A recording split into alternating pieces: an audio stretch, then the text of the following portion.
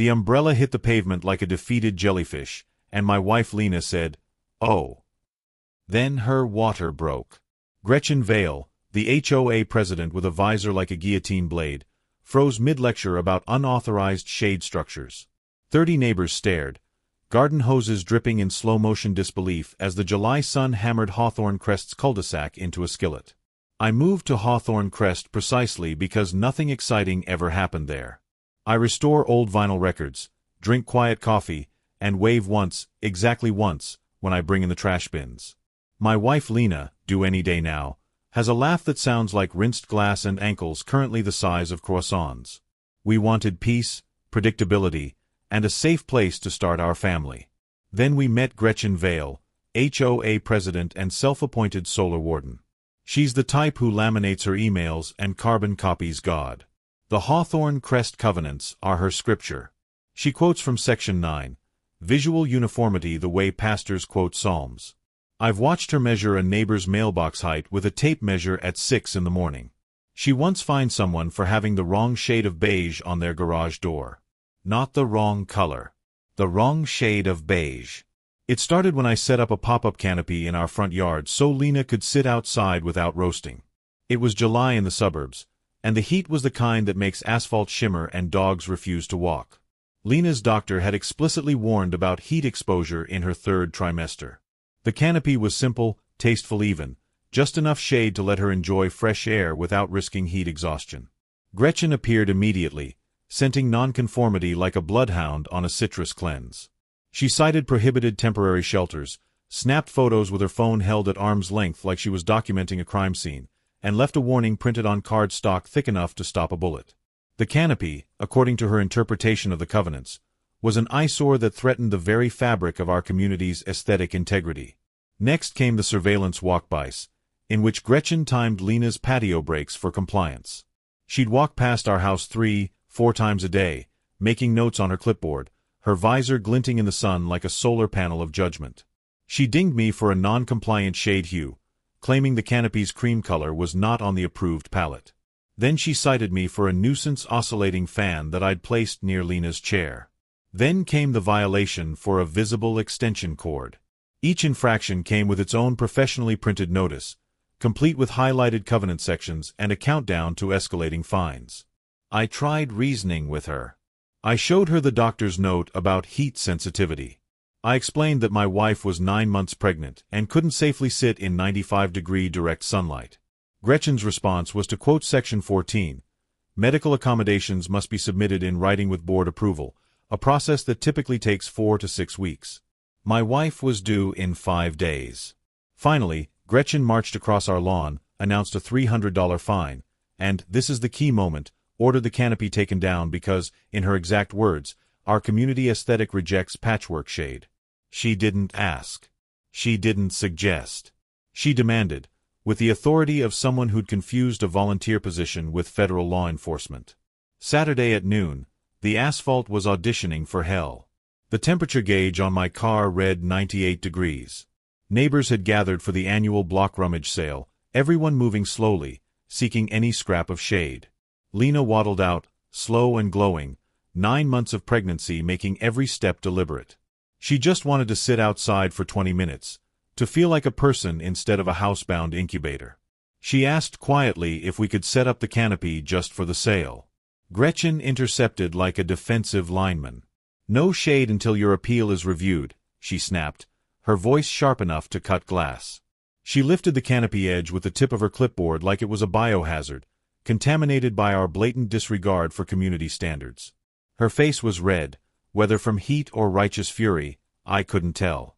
She stood there, blocking Lena from the one spot of shade, citing covenant sections while my pregnant wife swayed in the brutal sun. Lena's face went pale. One step. Ugh. The umbrella I'd been holding over her toppled from my hand. The sun slapped down like a physical weight, and Lena's water broke in a cinematic splash that silenced even the wind chimes 3 houses down. The entire cul-de-sac went quiet. Someone's radio clicked off mid-song. A child's voice asking about lemonade prices faded into nothing. I moved in, calm but fast, every first aid class and parenting book suddenly real and immediate. I guided Lena to the porch, speaking low and steady, telling her to breathe, that everything was fine, that we'd practiced this. My hands were shaking, but my voice wasn't. Behind me, I heard neighbors rushing, someone shouting to call 911, the scrape of chairs being dragged into position to create shade. And Gretchen, remarkably, called not 911, but the tow company for the illicit canopy poles. I heard her on the phone, her voice crisp and professional, requesting immediate removal of unauthorized structures. Then she began dictating a liability statement into her phone's voice recorder, establishing that she'd warned us about the safety hazards of non-compliant shade equipment and that any medical emergency was the direct result of our failure to comply with community standards. Then Officer Ramirez rolled up, summoned by 3 neighbors who do understand emergencies. He stepped out of his patrol car, took one look at Lena contracting on our porch step, me crouched beside her, and Gretchen standing 10 feet away speaking into her phone like a courtroom stenographer. He asked, in that particular calm tone police use when they're deciding whether to be annoyed or angry, why a pregnant woman in active labor was squinting into the sun while an HOA president narrated for the record. Gretchen lied boldly. They refused ambulance assistance, she said, gesturing at us with her clipboard. They insisted on staying outside despite my repeated warnings about the heat.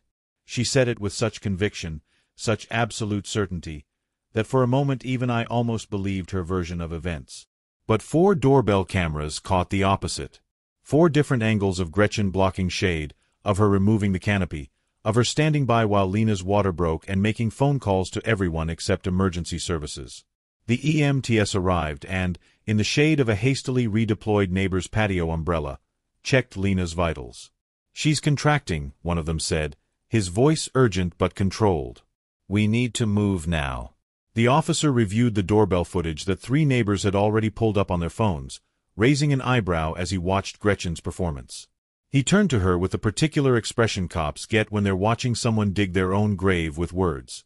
"Ma'am," he said, his voice flat and official, "you attempted to interfere with emergency response and removed shade that was being used for a medical accommodation. That's not an HOA matter. That's endangerment adjacent." The words hung in the air like a judge's gavel. Gretchen's face went from red to white to red again, her mouth opening and closing without sound. My comm cracked just enough to be heard. "The canopy stays," I said. Not a question. Not a request. A statement of fact that the officer nodded to, making a note in his book. Around us, the neighborhood had transformed. The quiet rummage sale had morphed into a spontaneous tribunal, and the verdict was already written on 30 faces. Word spread faster than the heat radiating off the asphalt. The quiet dads coalesced into a wall of crossed arms and set jaws. The cul-de-sac moms formed a semicircle that looked like a church gathering but meant court. 3 former board members materialized from their houses with old bylaws like spectral auditors, flipping through pages with the intensity of lawyers who'd found the loophole. A city code inspector, called by someone who knew someone, walked up with a manila folder, flipped through pages, and landed on an ordinance allowing temporary shade for medical need. The street hummed with that particular energy of collective realization, when an entire community understands simultaneously that they've let someone have too much power for too long. Authority pivoted on that suburban driveway, transferred from a woman with a clipboard to people with empathy and common sense. You could feel it shift, like weather changing. Lena was loaded into the ambulance, flashing a thumbs up like a champ despite the contractions. I climbed in beside her, but not before handing Officer Ramirez a slim USB drive for my security system labeled Gretchen's Greatest Hits. It included footage of her trespassing for measuring setbacks at 6:11 in the morning, ripping up the doctor's note about Lena's heat risk, and instructing the tow guy to take anything metal that looks shady. Within hours, because the neighborhood group chat is faster than light and more efficient than any official communication system, the board called an emergency meeting on the driveway of Lot 14. Officer Ramirez attended. So did the code inspector. So did the tow guy, who sheepishly returned the canopy poles like a dog dropping contraband shoes, apologizing to anyone who'd listen. The meeting lasted 47 minutes. I know because I watched it later on someone's phone recording while sitting in a hospital room. The board reviewed the footage. They reviewed the doctor's note. They reviewed the city ordinance. They reviewed Gretchen's history of complaints, which numbered in the triple digits for a neighborhood of 43 houses. One board member pointed out that she'd filed 62 violations in the past month alone, 40 of them against households with young children or elderly residents. The verdict came swift and unanimous. All fines rescinded. Gretchen Vale suspended from the board immediately, pending a formal investigation. But it didn't stop there. The county prosecutor, watching the body cam footage that Officer Ramirez had filed as part of his report, decided that filing a false police report and interfering with emergency medical response warranted charges. Gretchen was looking at a misdemeanor charge carrying up to 6 months in jail and a $5,000 fine. The board went further. They issued a formal apology that was drafted, notarized, and, in a flourish of suburban theater that someone recorded for posterity, read aloud over the HOA's portable PA system. "We regret impeding medically necessary shade and misrepresenting statements to law enforcement." The crowd clapped like someone had just canceled a 5 a.m. boot camp. But the real consequence came 3 days later, when I was still at the hospital with Lena and our new daughter. The board held a vote. Permanent removal from any HOA position. A 1-year ban from attending meetings. Community service hours at the county maternity ward. And a personal fine of $10,000 for bringing legal liability to the community through her actions, payable within 90 days or face a lien on her property.